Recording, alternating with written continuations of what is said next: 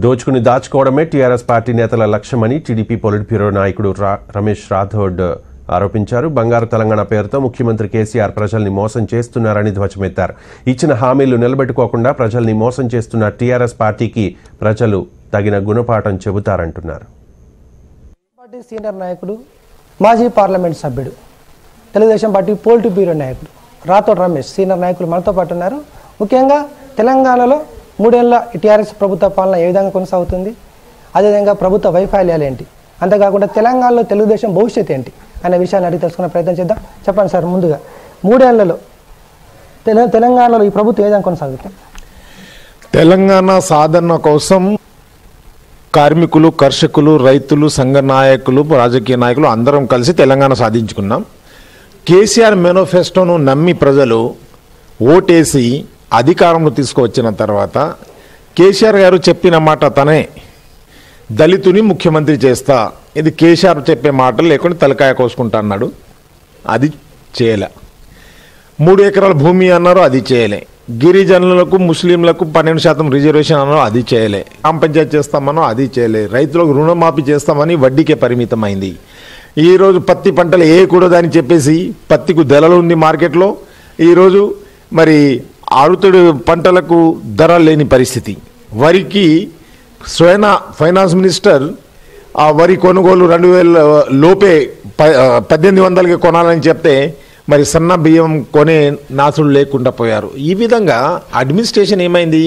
నేను అడుగుతున్న ఒకటే, ఈ ప్రభుత్వాన్ని మేనిఫెస్టోలో ఇచ్చిన మాటల్లో ఫస్ట్ ఆఫ్ ఆల్ అయితే ఎస్సీ, ఎస్టీ, బీసీ మైనార్టీలకు ఫీజు రింబర్స్మెంట్ లేదు, ట్యూషన్ ఫీజు లేదు, స్కాలర్షిప్లు లేవు. మరి ఈ జిల్లాలో, ఈ తెలంగాణ రాష్ట్రంలో ఎడ్యుకేషన్ గ్రోత్ ఎట్లా పెరుగుతుంది? పెరిగిన ఆస్కారమే లేదు. మరి ఈ విధంగా ఒక పక్క విద్యార్థులకు, ఇంకొక పక్క కాంట్రాక్ట్ ఉద్యోగస్తులు పర్మనెంట్ చేస్తామన్నారు. ఎవరికి చేయలే. హౌజింగ్లో ఉన్న వాళ్ళకి తీసేశారు. ఇంటింటికి ఉద్యోగం అన్నారు, ఏ ఒక్కరికి ఉద్యోగం రాలే. కేసీఆర్ ఇంట్లో మాత్రం కొడుకు, బిడ్డ, అల్లుడు, వియంకుడు తనకు ఉద్యోగం వచ్చింది తప్ప ధనిక రాష్ట్రం అని చెప్పి ధనిక రాష్ట్రం ఓన్లీ కేసీఆర్ ఇంటికే పరిమితమైంది. ఈరోజు నేను అడుగుతున్నా, మిషన్ భగీరథ ఏదైతే ఉందో 40,000 కోట్ల రూపాయలు పెడుతున్నారు. దాంట్లో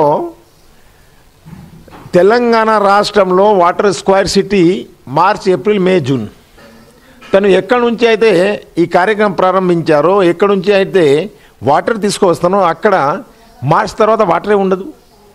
మరి వర్షకాలం ఎవరికి అవసరం లేదు, ఇంటింటికి నెల ఇస్తామని చెప్పడం.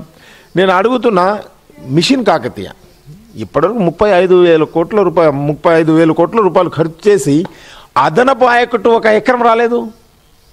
మరి దేనికి ఖర్చు పెట్టిన ఒక ప్లానింగ్ ఉండాలా? ఇప్పుడు మొన్న ఎట్లా ఇస్తున్నావు ఇప్పుడే అంటున్నా, అది పాస్ అవుతుందా? కానీ తనకేముంది, తన తల మీద చేతులు పెట్టేశారు. నేనైతే చేసి ఆయన చేయలేదు, ఆయన దోషి అని. అంటే మాటహారి కదా కేసీఆర్. ఆ విధంగా కాలయాపం చేయడమే ఆయన పని తప్ప మరి గిరిజనులకు న్యాయం చేయాలని ఆలోచన ఏమాత్రం లేదు. ప్రధానంగా ఈ ప్రజా సమస్యలను ప్రధానంగా పోరాటంలో భాగంగా ప్రతిపక్షాలను కలుపుకొని ఇలా ముందు అవకాశం ఏముంది టీడీపీ భవిష్యత్తు?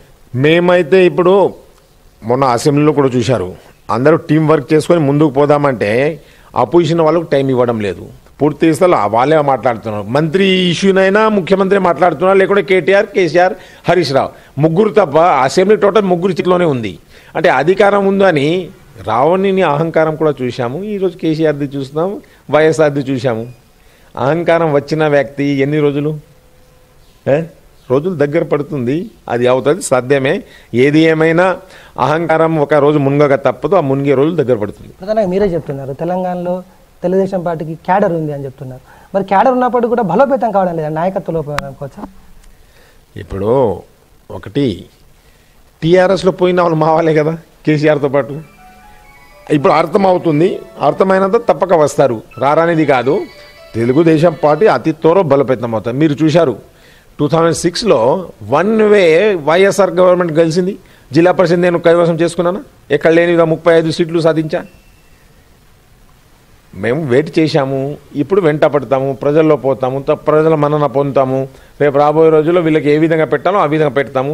క్యాడర్తో కూడిన పార్టీ ఒకే ఒక పార్టీ తెలుగుదేశం పార్టీ. ఆయనకు భయం కూడా తెలుగుదేశంతోనే ఉంది. అందుకని రోజు పార్టీగా మమ్మల్ని చూపిస్తున్నారు. ఏం చూపించినా ఈరోజు టీఆర్ఎస్ నాయకులు ప్రజల్లో పోతే బండలు రాళ్లతో కొట్టే పరిస్థితి వచ్చింది. అది నిరూపించుకుంటాం. ప్రధానంగా ఎలక్షన్ రాబోతుంది 2019, ఇంకో 2 సంవత్సరాల గడువు ఉంది. ఈ తెలంగాణలో తెలుగుదేశం పార్టీ బలోపేతానికి ఎలాంటి చర్యలు తీసుకుంటున్నారు, ఇలా ఏ ప్రణాళిక ద్వారా ప్రజల్లోకి వెళ్ళబోతున్నారు? ఇప్పుడు ఒకటి, మేము ప్రాథమికంగా మొన్న సభ్యత్వం చేశాము, గ్రామ కమిటీ చేస్తాము, మండల కమిటీ చేస్తాము, జిల్లా కమిటీ చేసిన తర్వాత ఫుల్ ఫ్లెజ్లో ప్రజల్లో పోతాం. ఈరోజు హౌసింగ్ 5 లక్షలది ఎక్కడ ఎవరికి రాలే, పాత హౌసింగ్ బిల్ రాలే, ఏ గ్రామంలో ఏ వర్క్ జరగడం లేదు, ఎక్కడ చూసినా ఎక్కడ వేసిన గొంగుడి అక్కడే అన్నట్టు ఉంది. ఏ విషయంలో చూసినా సంఘమైనా, రైతులైనా, కార్మిక కర్షకులైనా, విద్యార్థులైనా, నిరుద్యోగులైనా అన్నీ అదే పరిస్థితి ఉంది. కాబట్టి ఆ పరిస్థితిని అధిగమించడానికి ప్రజల్లో పోతాం, పోయే ప్రజలకు లేపుతాం. ప్రజలు ఇప్పుడు అర్థం అవుతుంది కాబట్టి ఫుల్ ఫ్లెజ్లో పోవాలనే ఆలోచనతో కొద్దిగా ఆలస్యమైంది. 2019లో తెలుగుదేశం పార్టీ భవిష్యత్తు ఏ విధంగా ఉండబోతుంది? ఆఖరి తప్పకుండా కీలక పాత్ర పోషించే తెలుగుదేశం పార్టీ తెలంగాణలో తప్పక మెజార్టీతోనే గవర్నమెంట్లో రాబోతున్నాం, దాంట్లో సెకండరీ లేదు. సీనియర్ నాయకుడు రాతో రమేష్ గారు చెప్తున్నారు, 3 ఏళ్ల పాలన తెలుగుదేశం పార్టీ బంగారు తెలంగాణ పేట ప్రజలను రాష్ట్ర ముఖ్యమంత్రి మోసం చేస్తున్నారు. ఇచ్చిన వాగ్దానం అమలు చేయడంలో వైఫల్యం చెందాడు. కాబట్టి రాబోయే కాలంలో తెలుగుదేశం పార్టీ ప్రజా సమస్యలు వెంటబడుతుంది, ప్రజా సమస్యల పరిష్కారం కోసం పోరాటం చేస్తుంది. 2019 అధికార లక్ష్యంగా ముందుకు పోతామని చెప్తున్నారు. Video journalist Ramesh, Srinivas.